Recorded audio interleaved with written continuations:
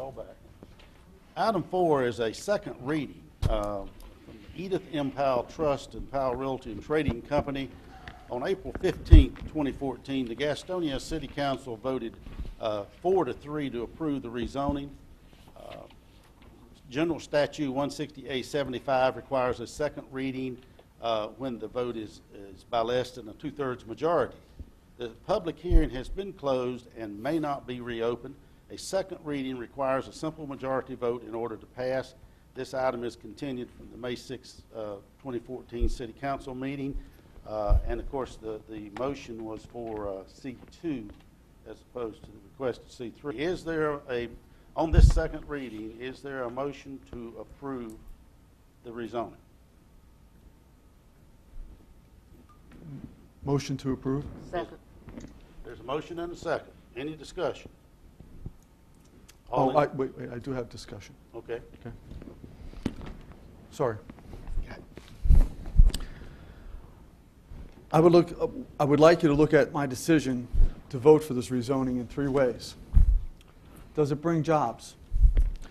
Does it boost our local economy? Does it match my voting record? Will it provide the opportunity to bring jobs here in the city? If it does, it's exactly what we need. Good jobs for the citizens of Gastonia. Will it create new prosperity for the city, such as new water and sewer revenue, new electric revenue, new sales taxes, new property taxes? If so, great. The cost of everything continues to go up, as we all know. Gas, food, rent. So in order for us to keep pace with increased expenses, we need to create an atmosphere where businesses want to move here, build here, expand here. By allowing this to occur through rezoning and other means, we ensure businesses will create this new money to shoulder the tax burden and help us not to raise taxes on every single resident in the city. If you look at the first Harris Teeter vote, you will see I was one of the 3 that supported it, based upon my reasons I just mentioned. That vote on the Harris Teeter ended in a tie, 3 for it and 3 against it, because the mayor had to recuse himself because he was the real estate agent. Now, ratchet ahead to the last Glenwood/Powell property vote. The vote went the same way as the first Harris Teeter vote, 3 for. The same 3 council people voted for it, and the same 3 council people voted against it. This time, the mayor was able to vote and break the tie. There wasn't any smoking gun regarding my vote. I will continue to always look to vote for ways to help lower our taxes for all citizens of Gastonia. Thank you. Okay, there is a motion and a second, and the rezoning is C2 as was voted. Okay, any other discussion? All in favor of the motion, raise your hand. 1, 2, 4. All opposed?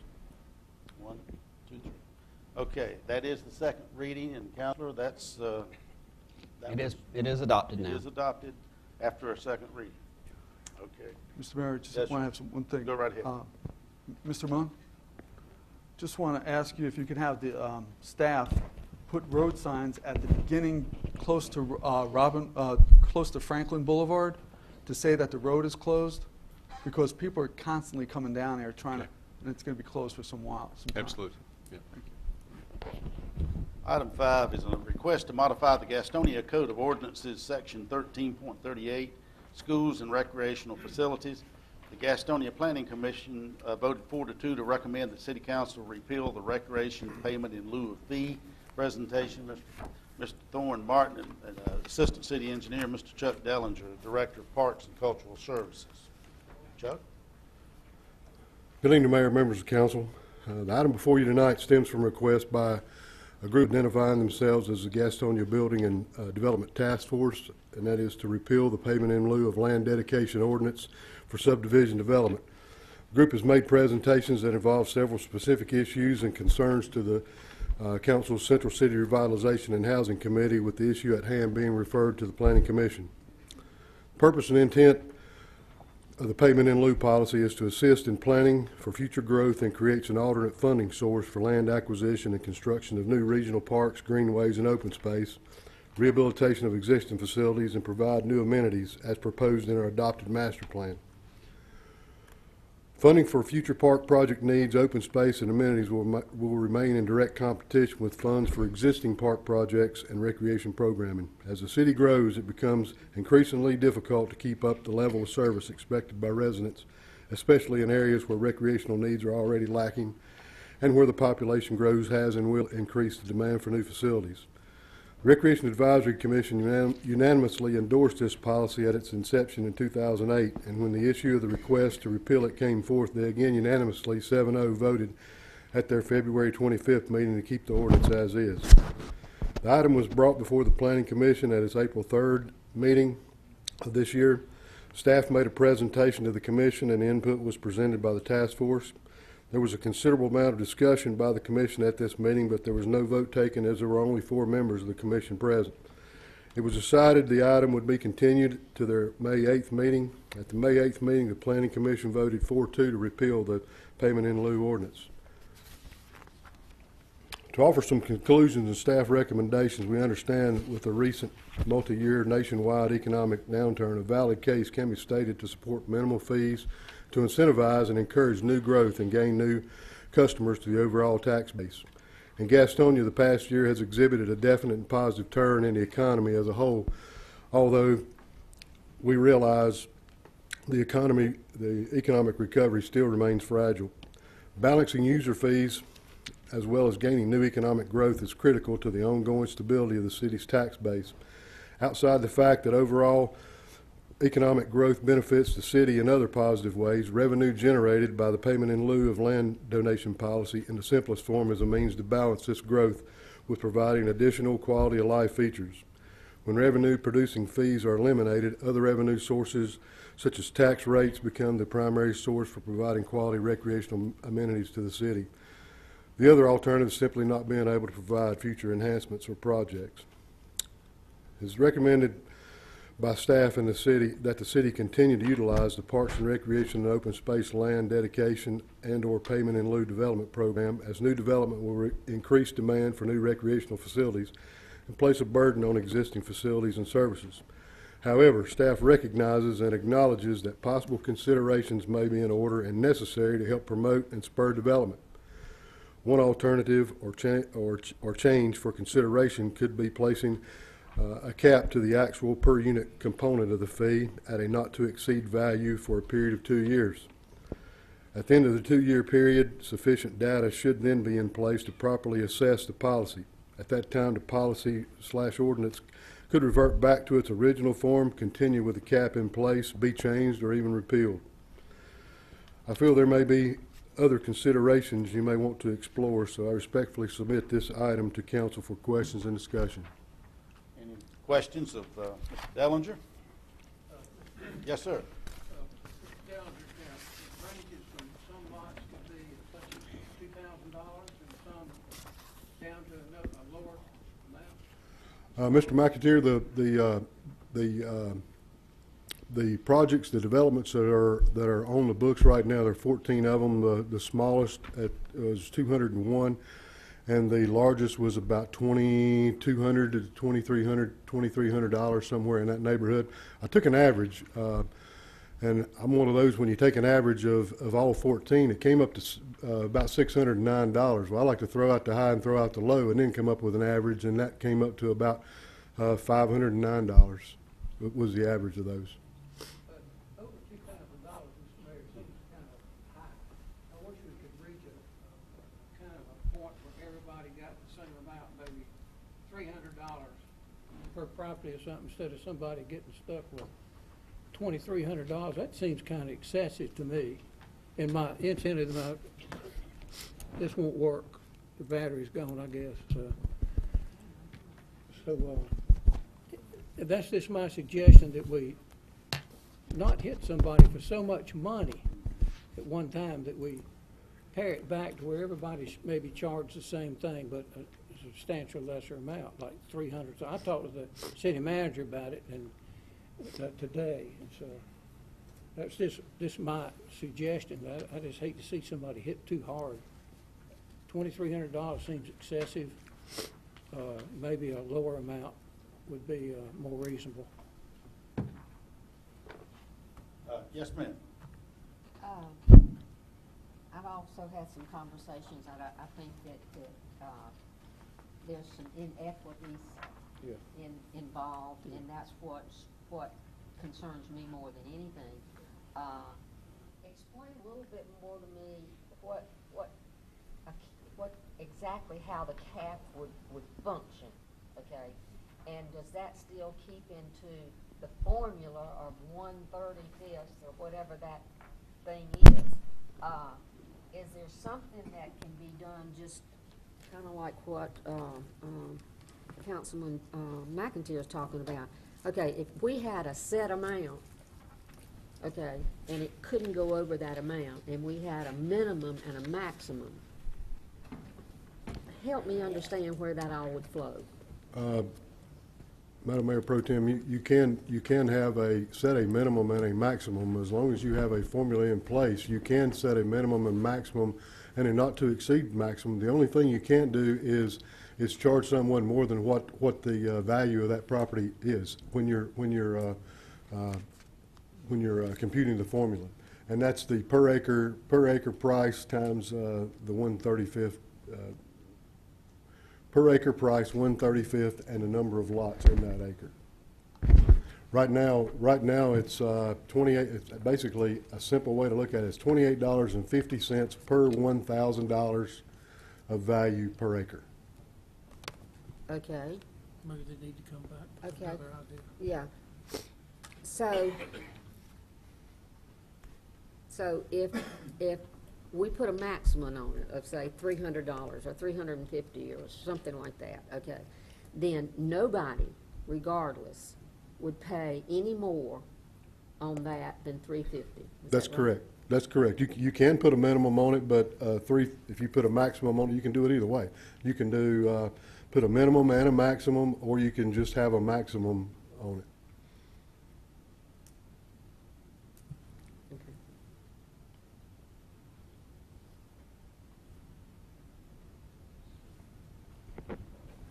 Questions?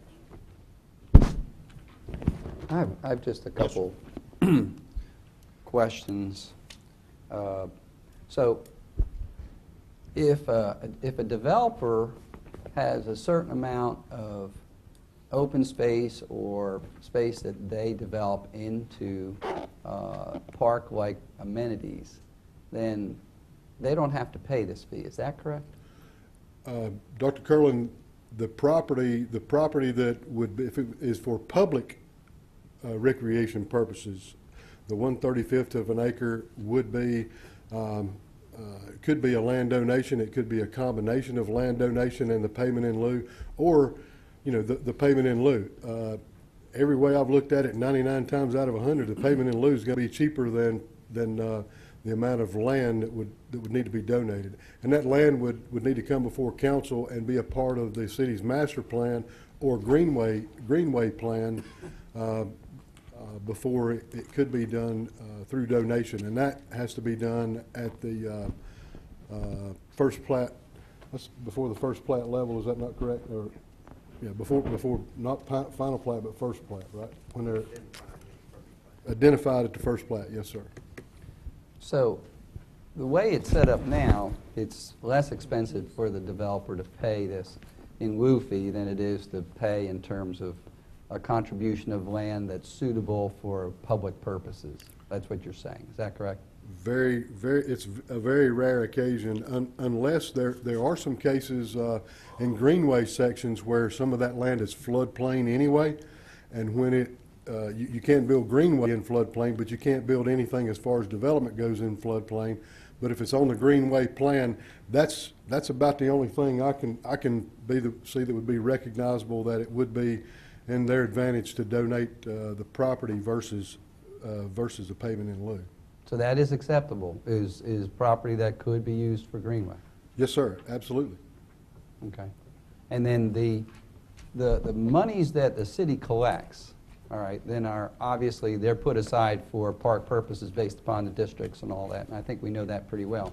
But the option to the developer is the fees that they pay to the city then are either absorbed by the developer or passed along to the future homeowner, because it's on a per lot basis, correct? At the present time, we are, and that's one thing that probably needs to be cleaned up in an ordinance regardless of what happens, is the original intent was for that fee to be paid at the permitting, during the permitting phase, at the time of permit.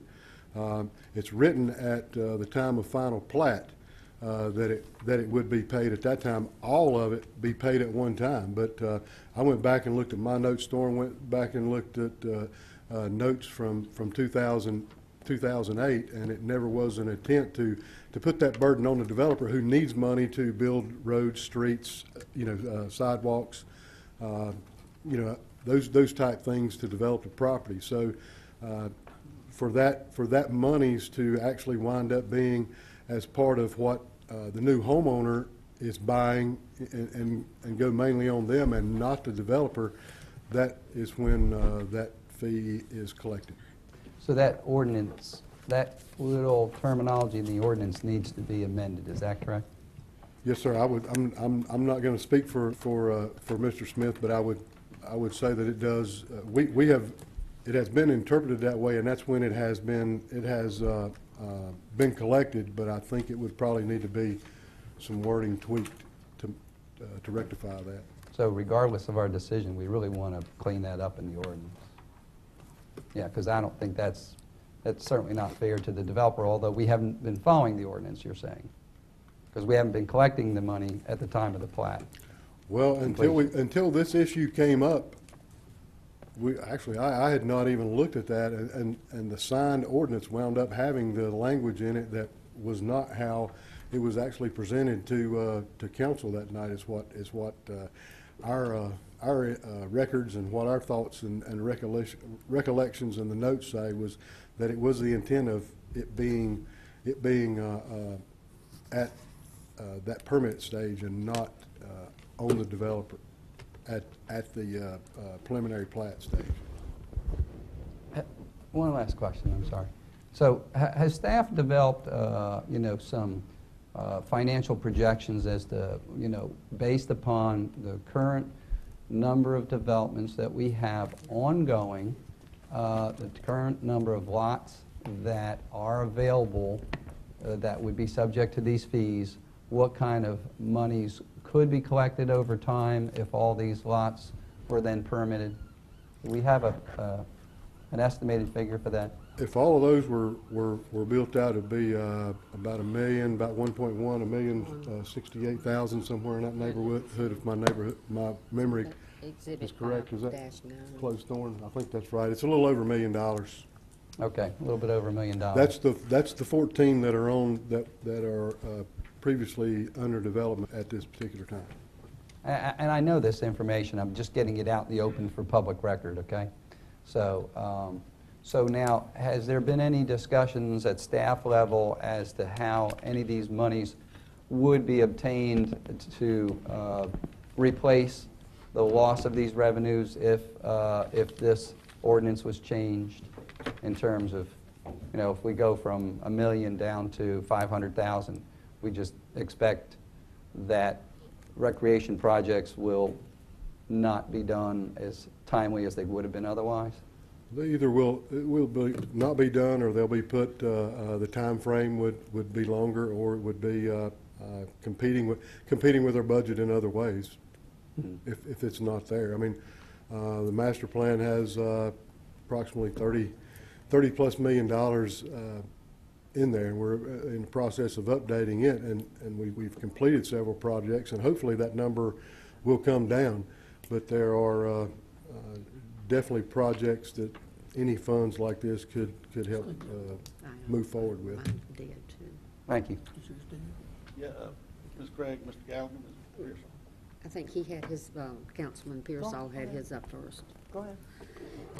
If I look at Exhibit 5-9, okay, in the agenda book, that's got all of the subdivisions and the lots, and lots not subject to Parks and Recreation, lots subject to Parks and Recreation, and that's where the over $1 million comes in, right? Yes, yes, ma'am. Okay. Now, if we had a cap, here again, I'm trying to still understand the cap, okay? We have a cap of, say, $350, $375, whatever, if there's a cap there. Then you could mark through that second one of $563 per unit. You could mark through the 803, and all of those would be capped at 300 or 400 or whatever number that number is, okay? And I think you said it was an average of 509. If you throw out the high and the low, the other average is $509 a lot. But- And I failed to put that in my presentation. I actually had the $500 as a But that would be at the discretion of the council, whatever that Absolutely. maximum number would be. Absolutely, yes, ma'am. So take Bethesda Oaks, and right now, where we are now, they would be paying $563 for every unit they built. Is that right? The 140 that are subject to the fee, yes, Right, ma'am. right, Yes, ma'am. okay. But if we put a cap on it, then that number would come down if we lowered the cap. It would be 140 times the number that you Cap set it out at. there. Yes, ma'am. Whatever that number we cap it at, Yes, ma'am. per unit. Yes, ma'am, that's Okay. correct. Then if you go down to Robinson Oaks, that's 803. The same thing would happen with those 204 lots, right? Yes, ma'am. Okay. Then if you keep going down where it says villas at Robinson Oaks, $2,245 per Yes, ma'am. unit, Yes, ma'am. and they would have 62 units, which would equal $139,000. That number would come way down, right? It'd be 62 times whatever that number is. Yes, ma'am. Okay, all right, okay. No, Go ahead. not 60. You mean 204. Why are these lots That not last subject? comment that you said, Because I guess they've only times been built. 62? Yes. 62 lots at Robinson Oaks, and that's the one she was referring to. And Oh, it's she's down at I'm back up at 60 Robinson Road, 62 lots Savannah. times that number, yes, Right. sir. Any of those are going to be that number times the maximum number you set, unless they are under that maximum cap. Yeah. Okay, 2 questions. okay, go right ahead. Chuck, on Exhibit 5-9, the park and rec fees, 205 down to $2,245. Why such a wide, is this a negotiable fee? At this particular time, we do not have anything in our ordinance that would allow negotiation or would, except by council approval, or to even allow the developer to petition or protest, or to even I'm trying to find a word, but I'm saying we could protest the fee where they could file something where you could actually look at it to say, hey, this is out of whack. Why is this out of whack? And can we look at this a little further? Now I know that it was brought before our attention. Fuquay Varina they actually have an application, and they also have a form where you can whether it's I'm trying to think of the word for protest, but it's where you to contest it. Yes, that's correct. To contest that number. And Why then the varying fees? Like, why isn't, the value of the why isn't property, there the any value new- of the property, Acreage. per acre price of Value the of the acreage. property. so it goes back to page 5-8, where it's 857?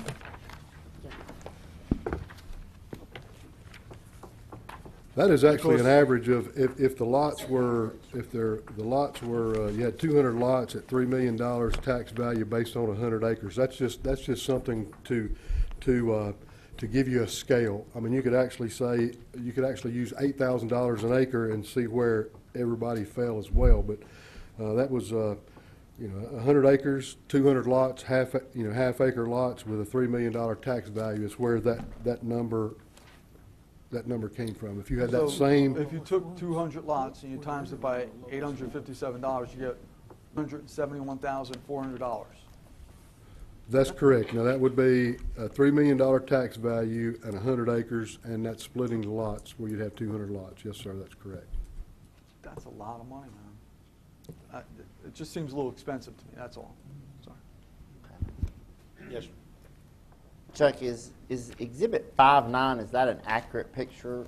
We keep talking about the $1 million and where would we find that in our budget. Is that an accurate picture of what we expect to collect? Because like I see Presley, lot subject to park and recreation fees, $760 at $205 a lot. That's $155,000. It's my understanding that the land that Presley's on is possibly up for sale again. There's no intent to build there. So why are we counting on that in revenues?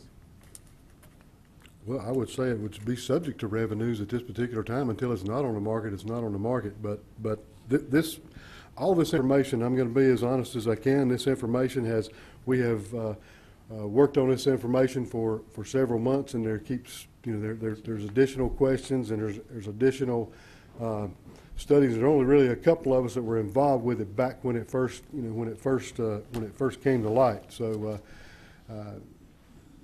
Can those things? There are numbers that could be tweaked. Can we look at those and come up with with an exact figure? Yes, sir. But I'm sorry, we cannot come up with an exact figure, but we can tweak those. Now there are others that could possibly be rumored to be coming online, as well that are not on there for the other side of the argument. Okay. The park and rec fee was put into place to help fund on new homes, and that would help fund or pay for additional needs in recreation. Correct? Yes, sir. Basically, boil it down to the simplest thing. Correct. Provided in state law, statutes Okay. allow that. Yes, sir. So if I am 76-year-old couple, don't get out much, and I buy a new home in Gastonia, the new home I bought has been assessed a park and rec fee because I'm in a new area in a new home. But yet if I'm a young couple with 6 kids, most likely to use the parks and the greenway, and I buy an existing home, do I pay a fee? Not that I know of.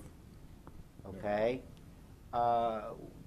What do those that rent apartments pay?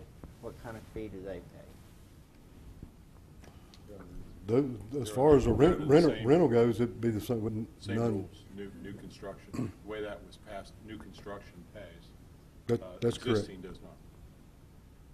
So that's my whole issue with this, is we're saying we're going to expand parks, we're going to make parks better, because when you build a new house, you're impacting the parks. But anybody that buys a house is impacting a park, potentially, if they're going to use that. So why do we keep saddling a new home builder with all these fees when it's not just, we don't even know who's going to buy that home.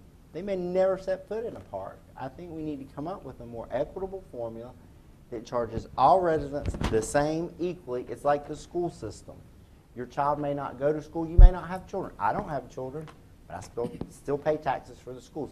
It's an equitable formula across the board that supports our school system. I don't understand why we don't have an equitable system across the board that can support our parks. It should not be burdened on one industry. Yes, sir. What's interesting about this, though, is that these fees, as they're generated, are going back to the same portions of town in which new parks and recreation facilities will become necessary. So you're creating the demand, you're actually creating amenities that help sell the same properties that these developers want to sell. So these amenities are made available by the same people that are helping to pay for them in some small way. Now let me give you a couple examples of what you're talking about, okay? Presley, as it stands right now, you're looking at a $205 per unit fee, okay? If you amortize that over 360 months, which is a typical 30-year loan, all right, it's 57 cents a month, okay? If you suggest that you have a cap of $300 per unit, okay, you're talking about 83 cents per month, okay? If you take your most expensive properties on here, which are Kenmure at $1,143, they would pay $3.18 per month, and the villas at Robinson Oaks, the most expensive properties at $2,245 per unit, would pay $6.23 per month. Now, nobody's telling them that they have to live there. Nobody's telling them that they have to spend that amount of money, but obviously their homes are going to be more valued because of the cost of the real estate than those of those other properties that I just mentioned. So, and the last thing I want to say is, if Mr. Bombardier would tell us if the average residential property in Gastonia, if it ever pays for itself in terms of the property taxes that it generates. So my question for you is when we have these subdivisions come online, okay, do we, in terms of the taxes that are paid over time, cover all the expenses that are incurred by the children that go to school, by the water and sewer lines that are run to those subdivisions, not within those subdivisions? Does residential truly pay for itself versus industrial, commercial? Councilman, there's a lot of studies, even nationwide, on that, but most would suggest, at least in this area of the country, that in single-family residential, you have to get at least to the $225,000, $250,000 house before it recoups what services a municipality would provide for it. The value in ad valorem taxes is really in the commercial as far as paying for itself. For residential, probably $225,000 to $250,000. Other studies out there that may dispute that, but that's an opinion. Thank you. Yes, ma'am.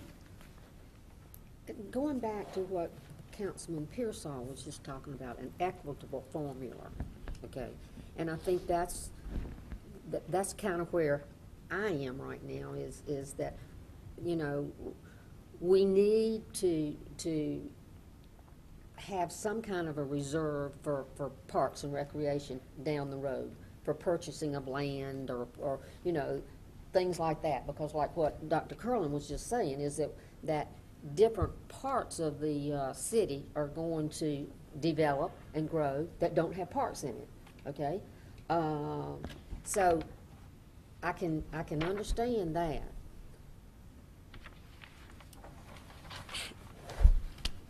Is there another way that we can be equitable to the new homeowners, okay? Because right now, only new homeowners are paying this. If I were to sell my house, okay, tomorrow, then a couple moves in that have 2 or 3 children, okay, like we had when we were raising our children, then they're going to have the benefits of all of the parks and the recreation in the city, but they haven't paid anything into it either, okay?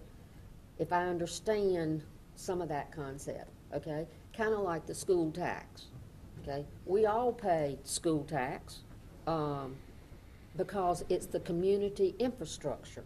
Well, Parks and Recreation is part of the community infrastructure. So if I sold our house and somebody had to pay a recreation fee, okay, of whatever that amount is, okay, then you get new development and you get used development that are all paying the same thing. Now, that might just be completely off of the wall, but if that is something that legally can be discussed with staff and looked at, I would like to see some numbers on something like that, okay? Because then, I don't know how we would administer it, but if that would be an equitable way, everybody would be paying their fair share of the Parks and Recreation, and then that gives us an opportunity to build up that reserve as we need that reserve, because if we repeal it, we still gotta find the money somewhere, sometime, to fund our additional Parks and Recreation facilities as a quality of life. So, you know, I don't know if we wanna table this, and let the staff look at it from a different perspective, but just food for thought.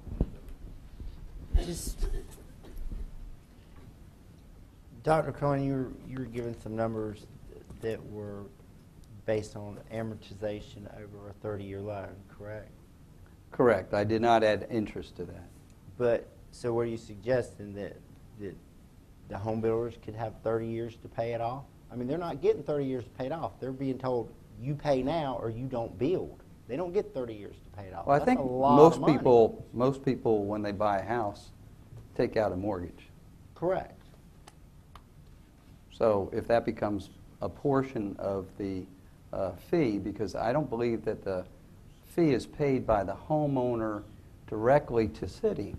Is it not paid by the developer to the city at the time point the is, though, the- permit is pulled? The builder is being told to pay that up front. Right. The builder pays that when the Of course, permit is the builder pulled. passes it on to the Of course, buyer, right? but that's a lot of money for the builder to come up with up front. We hit them with the water and sewer, the parks and rec, I mean, everything. The He's builders only have- paying on a per lot basis as a Correct. permit is pulled. He's not paying for all the lots at the same time. Correct, but you don't know when he'll sell that house. He's just starting to build it. So Well, I'm saying- some are custom and some are spec, you know? But you don't know when it's going to be sold. You can't say that it just happens and they get 30 years to pay it off. Using the 30-year amortization plan, that's clouding the picture. That has nothing to do with what the builder is having to pay at the time. Well, That's you what know, the eventual consumer pays because of their mortgage. They don't even know they've paid a Parks and Rec fee. They have no clue they've paid one. I know, you know, some of the other jurisdictions like Belmont, Mount Holly, I don't know how transparent that is in their whole process, whether or not that's made known to the lot buyer or the home buyer. I think it would be even more equitable not to charge the home builder, but at the closing, make the attorney collect a fee that is then given to the city directly from the home buyer. So it's not pushed off on the home builder. That home buyer knows exactly what that money's for. It's because the city imposed that fee for their Parks and Rec. 'Cause where it stands I would now- entertain looking into that. And that's my problem is we are forcing home builders to go up on their prices to build a home in Gaston County. And I don't disagree that we need to support the water, the sewer, the parks, the rec. But the consumer that ends up paying for it in the higher price of the house has no clue what they've paid for. All they see is, when Gastonia house costs this much, but I can go over to Lowell, and I'm just using Lowell, I don't know. I can go over for the same house and it costs a couple thousand less. Where are they going to go? And the builders do the same thing. They're like, I can build over here for cheaper. But if the consumer knew why they were paying more, I guarantee you, a lot of families, when they bought a house, if they got to closing and they said, well, in the city of Gastonia, you have to pay this much tax, and you have to pay a $300 Parks and Rec fee, they'd be like, oh, well, Gastonia has nice parks. I don't mind that. It's a one-time fee. Or they could amortize it into their loan. They wouldn't mind doing that, but they have no idea it's there. And we're punishing our builders, and we're hearing it time and time and time again. I mean, there was just a big article in the Charlotte Observer. Guess who was listed as behind? Gaston County. We're behind, we're behind, we're behind. We can't keep doing this. We've got to change the way we're doing it. And that's Yes, my sir. soapbox. Todd, that's excellent. Really, it just encourages builders to come here. The other thing is, I like what Mayor Pro Temp Craig said about having a ceiling on it of $350. What I did is I took $350 and I times it all out per lots. And if you do that, you'll find that the figure comes out to $813,000. There's a difference between the million and the flat fee is $264,000, which is reasonable. And I think that's something the builders could work with. And Todd, I like your idea about putting it in so the homeowner will pay for it when they close. I think Your Honor? Your Honor? Yes, sir. I really think that I like a lot of the discussion here. It wasn't a very big soapbox, Todd. It was a good-sized soapbox. Bottom line being, though, I think that we also need to investigate what Councilwoman Craig was saying about, and Todd, I'm going to throw to you, and also Mayor, aren't there more pre-owned homes sold than new construction, Right. especially in this economy? And that's where I think that we need to move forward and look at this a little bit more. Because I see that there is, we call it a burdening. We are a little bit behind the 8 ball, but I think that there's a whole nother game out there, and that's the pre-owned game. And I think that really I would move to table and to take a real good look, an in-depth look at this. And I also like, from your experience, Todd, that it's black and white. It's a park and rec fee, and it's demonstrable. Because we do have better parks and rec than some of the other smaller cities that maybe don't have that fee. Get what you pay for in life. I think everybody pretty much knows that to some degree. It's always true. And that's where I think we should be. I think we're moving too quickly, and I think we should look at the pre-owned. That was the motion. Yes, I will make that. You put it, you said it. Yes, sir. Yes. Is there a second? Second. Okay. Discussion. I'd like discussion. Well, I agree that we should come back with a new plan. However, I can't support a motion to table this because what we're saying is this is broken. Take it back, come back with something new. But in the meantime, we're still going to be charging. So if it's broken, let's stop it. Figure out a way to get it fixed, come up with the new plan, and then bring it back. But I think we should stop charging. We haven't raised that much money on it anyway. We're in we're getting ready to start the hot building season. Okay, Todd, I hear what you're saying.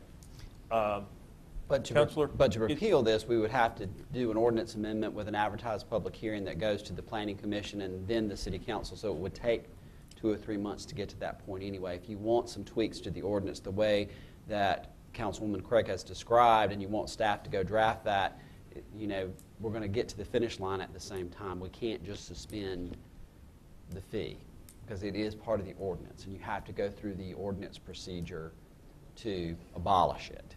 And then as far as the whole pre-owned argument, I just want to point out that we have enabling legislation from the legislature that says we can charge this fee for new development. We don't have any authority to charge it for pre-owned homes. Okay. Well, hearing what our attorney said, you're getting to the finish line at the same time. As long as it gets looked at and changed, I'll support your motion. Walt. Thank you. Yep. Okay. Yes. What about the capping the fee at $350? If we're going to get to the finish line at the same time.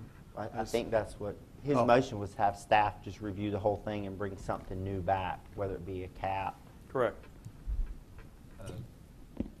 pre-owned homes, I think that whatever. the cap and the time of the collection of the fee are the two big items that I heard sketched out that I know that we have the legal authority to address. Well, I think also, Ash, and I put it in my motion, I think also the clarity of fee in that it could be something where the new homeowner understands that they are getting that fee, what it's for, and it's not falling on the burden of the builder, correct? Right. I think I was pretty explicit in that. That Todd, this comes from your idea, I want to steal your idea. It was, to have parks and rec fee at closing. Love it. It's the way it should be, in my opinion. And I would support that, and that was contained in my motion. Okay. There is a motion. There's a second. Yes, ma'am. And I will second that motion. Yeah, I think you already did. I believe you did. Any other discussion? All in favor? Raise your hand. It is unanimous. Okay, to be continued. Okay, thank you. All righty. Moving along here.